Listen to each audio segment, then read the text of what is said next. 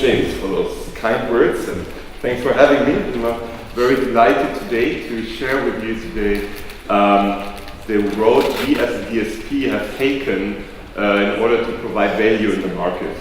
As you know, there are hundreds of mobile DSPs out there, and as I've been an advertiser before myself, I have seen that it's so super hard to pick ad vendors, and you get approached every day by many of them, and it's very hard to choose the right ones. And we have been at our company also in the past couple of years also developing ourselves massively to the next level.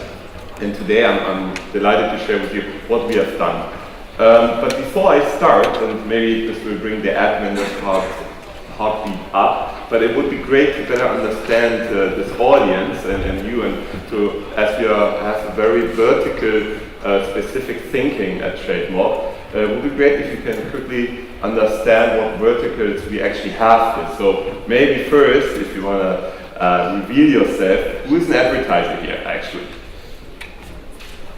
I know you're careful because you don't want to get approached by too many. Okay. How about who is from the retail vertical? Okay. Okay. Classifieds? That's okay. And how about travel? Okay, there. All right. I'll share more with you about travel that later. Okay, let's get started. Quickly, Trademark, we are there since 2010. We've been the first mobile DSP, pure DSP in Europe. And things you have probably heard from many also. I mean, we have an in-house DMP, fraud detection engine, worldwide traffic, and so on. The real question here is, what have we done, or what are we doing right now in order to provide and keep and retain all these clients that you see below and more?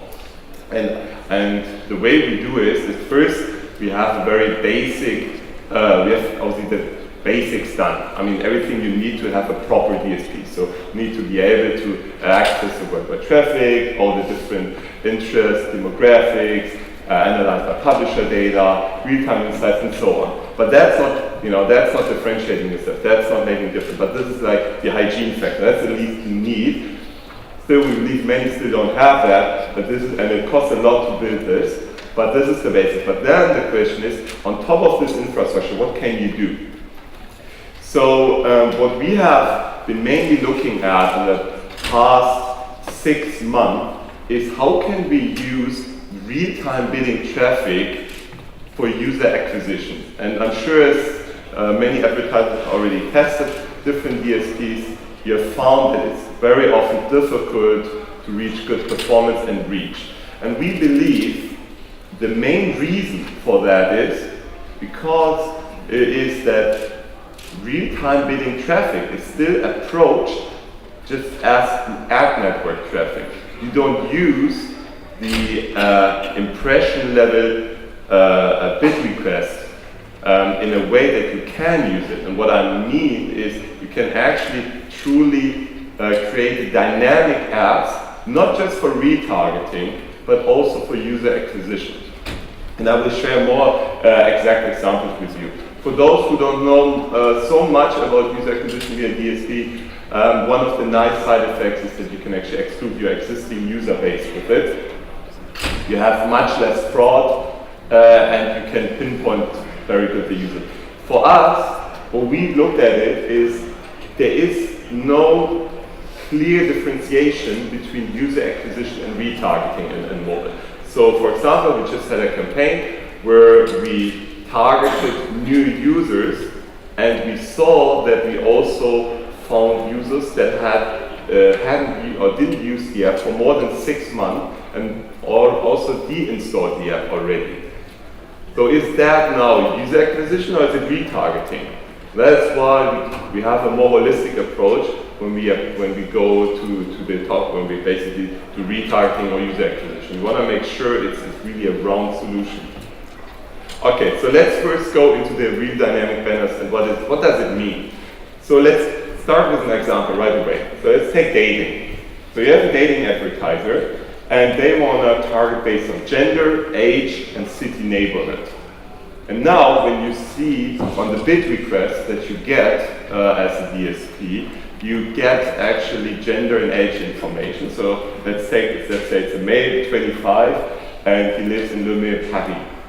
So now, when you see this user acquisition below, it's actually individualized by the age, what he is looking for. Obviously, we don't know exactly, we just make a suggestion, and if that person were in Soho, London, we might show something different here. But here we say, okay, this person is interested in women, this age, and is living there. And if you now compare this to all the other creatives that you usually see as a user, not as an ad vendor, as ad vendor, just as a user, when do you actually see dynamic banners for user acquisition, truly dynamic banners?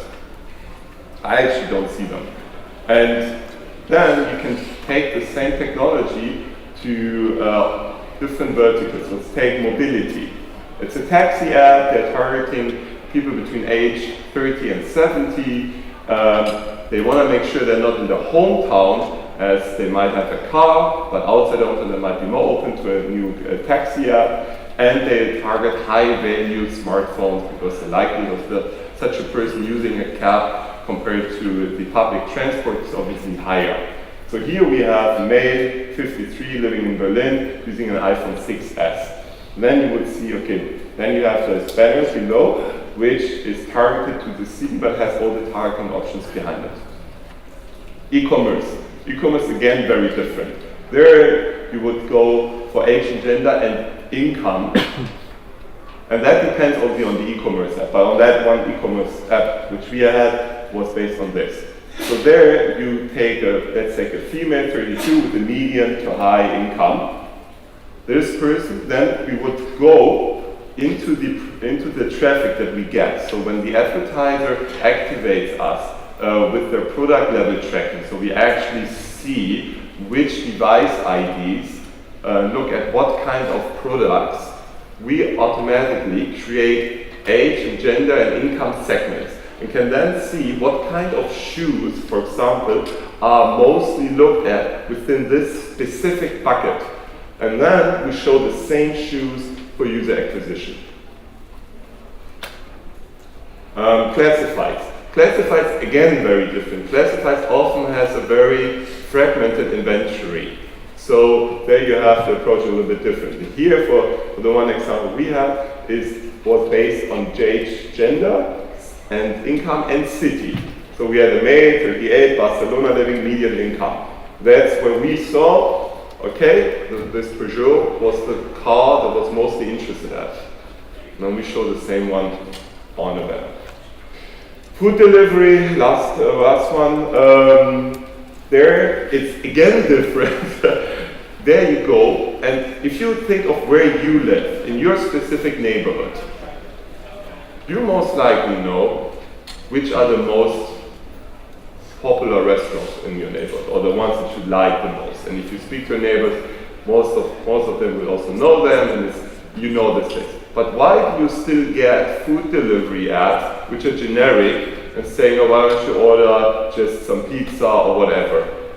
You can actually go into the data. When we get the product level tracking, we can go into the data and say, okay, in this specific neighborhood, let's say Covent Garden, there you have these restaurants that are most popular within this age and gender group.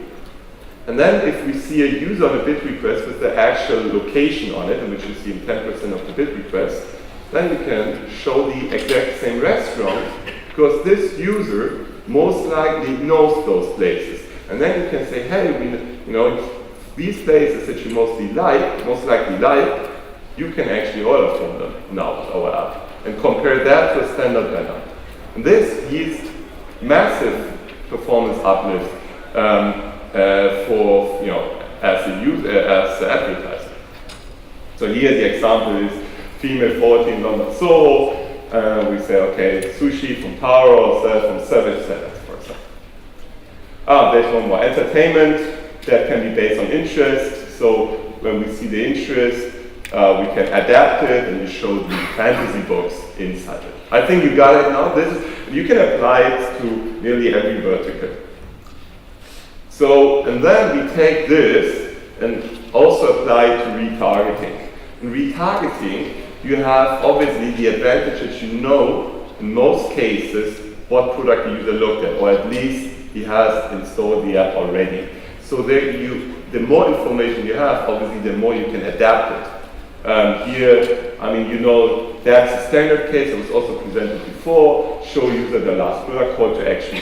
But then the smartness comes in the recommendation system that you actually use behind that.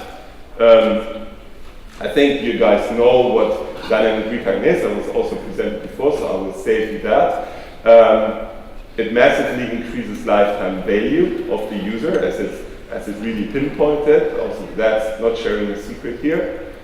That's how it works. Let's come to the more interesting part. That's the recommendation engine. So the very simple one, as you know, is show the last product. But then you can also say, okay, what, you know, if I want to show another product, and most e-commerce providers, for example, have hundreds, thousands, if not millions of different product IDs.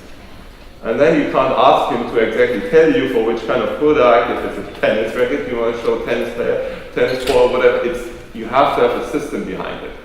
And one system is, that we see works very well, is if you have user 1 that looks at item 1, 2, 3, user 2 looks at 1, 2, 3, then you have the next user that looked at item 1 and 2, you will show him item number 3. It's a little bit comparable to what you know from Amazon, is users that look at this will also look at it looks very simple if you look on the outside, but you can put a lot of logic and optimization behind that. Then you have the one that is the last viewed.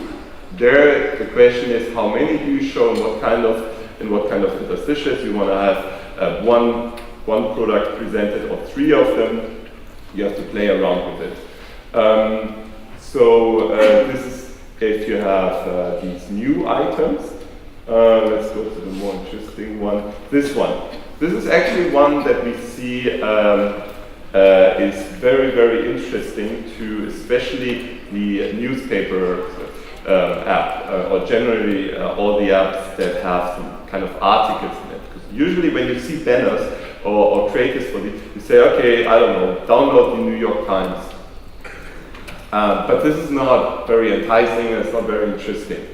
So what we said is, why can't we make it much smarter? And there we had another logic. It's very vertical specific. The logic here is we take the most popular articles that are currently being read in the last 2 or 3 days, for example, and then present exactly those articles inside the interstitial. And when you do that, suddenly this newspaper app becomes much more interesting, because there's a certain likelihood that you're interested in understanding, what's this article about? I want to read the content. Okay, I have to click on it, install it, and open it. And that changes a lot. Technical requirements. Well, the nice thing about this real-time offer here is that you don't even need the product level tracking, which is, honestly speaking, something that many advertisers don't have yet integrated, and it's slowly coming. Deep linking is more spread. It's also not I would say maybe 30-40% maybe, but product level tracking inside the mobile app is still kind of rare. It doesn't cost much of effort, but as it hasn't been a priority in the past, it's missing. So the good thing about this part here is you can actually do it real quick. We just need the product feed. Technical requirements, and I want to bore you with that, but the most important thing I already said. Quick case study. Now I've shown you many examples, and what does it mean? Like one real life example, Delivery Hero. We have done all that. We have done a remarketing campaign, and the goal was to activate users that had downloaded the app but never placed an order.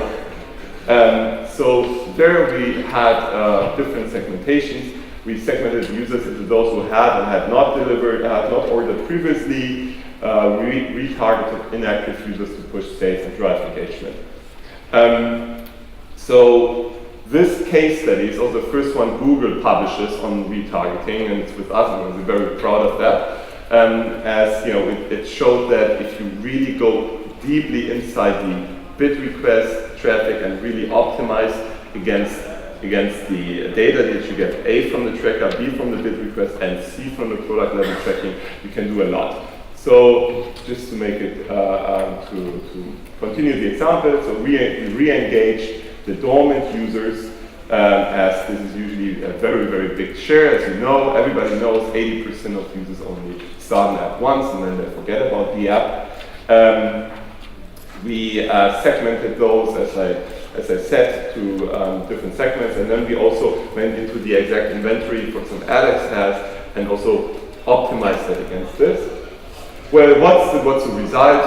Long story short, we had over 422% in return on invest. The number of successful increased orders has increased by 324%, and the increased value of the complete orders was more than 381%. So massive.